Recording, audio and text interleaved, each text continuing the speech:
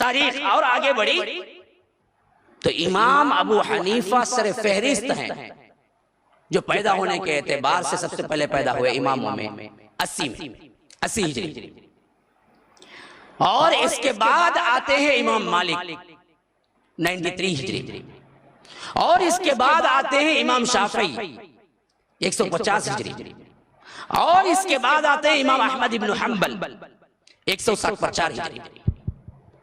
یہ ترتیب ہے فقہائے کرام کے پیدائش کا۔ اچھا وفات سن لو، امام ابو حنیفہ رحمہ اللہ 80 میں پیدا ہوئے، 150 میں وفات پائی، اور امام مالک رحمہ اللہ 93 میں پیدا ہوئے، 179 میں وفات پائی، اور امام شافعی رحمہ اللہ 150 میں پیدا ہوئے، 204 میں وفات پائی۔ گویا کہ امام ابو حنیفہ جس سال گزرے امام شافعی اسی سال پیدا ہوئے، اور امام احمد ابن حنبل 164 میں پیدا ہوئے، 241 میں وفات پائی۔ اب 241 ہجری کے اندر تک چاروں امام پیدا ہو کے گزر بھی گئے، جن کو آج ہم حنفی، شافعی، مالکی، حنبلی کہتے ہیں۔ حالانکہ جب امام اپنی زندگی میں تھے کوئی فرقہ نہیں تھا، کوئی حنفی نہیں تھا، کوئی شافعی نہیں تھا، کوئی حنبلی نہیں تھا، کوئی مالکی نہیں تھا، لیکن امام کی اپنی دور اندیشی سے معلوم تھا یہ بدبخت ہمیں جو چڑھا رہے ہیں کہیں جا کے ہمارے ہی مقلد اور ہمیں ہی لے کے نہ بیٹھ جائیں، اس واسطے ہر امام اپنی زندگی میں بولا بھائی دیکھو ہمارے اندر جو صحیح بات ہم کو پتا چلی ہم کہہ دیں، کل کے دن حدیث آ جائے اور ہمارا قول کیا ہے ڈیفرنٹ نکلے تو میرے قول کو اٹھا کے پھینکو اور حدیث کو مان لو۔ یہ چاروں امام نے اپنی زندگی میں کہا، امام ابو حنیفہ نے بھی کہا، امام مالک نے بھی کہا، امام احمد ابن حنبل نے بھی کہا، امام شافعی نے بھی کہا۔ ان کے اپنی کتابوں میں سیرت کی انہوں نے جو لکھا ہے یا انہوں کے شاگردوں نے جو لکھا ہے ان میں باقاعدہ منقول ہے۔ امام ابو حنیفہ کہتے رہے اذا صح الحدیث فهو مذہبی، بھائی میرا صحیح حدیث ہی میرا مذہب ہے، کل حدیث مل جائے میرا قول کیا ڈیفرنٹ نکلے قول کو نکال کے پھینکو، حدیث کو مانو۔ امام مالک تو باقاعدہ مدینے میں مسجد نبوی کے اندر خطبہ دیتے تھے تو صاحب قبر اللہ کے رسول صلی اللہ علیہ وسلم کی قبر کی طرف اشارہ کر کے بولتے تھے سوائے یہ ہیں دنیا میں جن کی ہر بات مانی جا سکتی ہے آنکھ بند کر کے، اس کے علاوہ کسی کی یہ پوزیشن نہیں کہ اس کی ہر بات کو مان لو۔ تو میں صحیح بھی کہہ سکتا ہوں، غلط بھی کہہ سکتا ہوں، اگر کتاب و سنت سے میری بات صحیح نکلے تو مانو، اگر غلط نکلے تو نکال دو، حدیث کو مانو۔ امام شافعی بھی یہی کہتے تھے کہ جو بات حدیث کے خلاف نظر آئے اس کو میرے قول کو اٹھا کے دیوار پہ دے مارو اور حدیث کو لے لو۔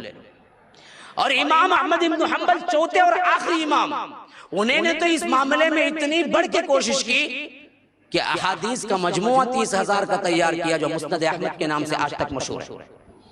ان کی کوشش ہی پوری یہ رہی کہ پوری فقہ جو کہ حدیث مل جائے اس حیثیت سے ہم مرتب کریں گے، اور انہوں نے سب سے پہلا حدیث کا اتنا بڑا کلیکشن کیا تھا۔ بخاری بھی ابھی نہیں آئی تھی، بخاری بعد میں لکھی گئی۔ بخاری امام احمد کے شاگرد ہیں، تو امام احمد پہلے آئے اور انہوں نے لکھا مسند احمد، 30,000 احادیث ہیں اس کے اندر، اور صاف کہا کرتے تھے کسی کی اتباع نہ کرو، نہ حنیفہ کی، نہ ابو حنیفہ کی، نہ مالک کی، نہ شافعی کی، نہ کسی اور کی۔ انہوں نے جہاں سے لیا ہے کتاب و سنت سے وہیں سے تم بھی لو۔ امام احمد بن حنبل صاف کہا کرتا۔ تو ان چاروں کی وفات 241 ہجری کے اندر ختم ہو گئی۔ اب تیسرا زمانہ آیا، وہ زمانہ تھا محدثین کا زمانہ۔ محدثین میں سب سے پہلے پیدا ہونے والے امام بخاری۔ امام بخاری 194 میں پیدا ہوئے، تو امام احمد بن حنبل کے شاگرد بنے۔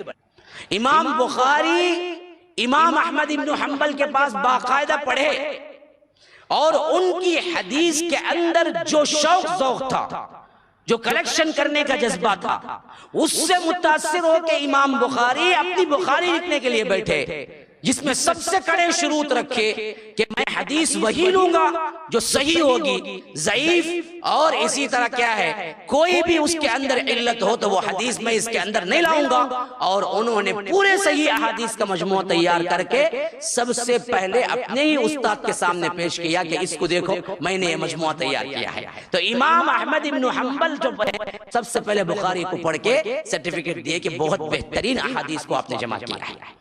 تو یہ پہلے امام، پھر اس کے بعد مسلم آئے، پھر اس کے بعد ترمذی آئے، ابن ماجہ آئے، نسائی آئے۔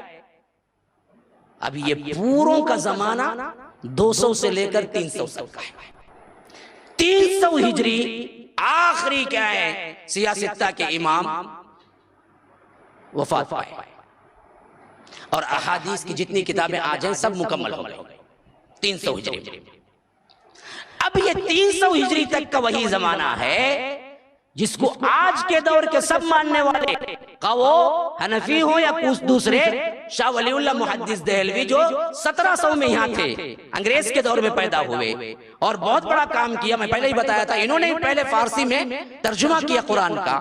یہ لکھتے ہیں اپنی کتاب میں کہ 300 ہجری تک اللہ کے فضل و کرم سے ہماری امت کے اندر کوئی فرقہ نہیں تھا، نہ شافعی تھا، مالکی تھا، نہ حنبلی تھا، نہ کوئی اور۔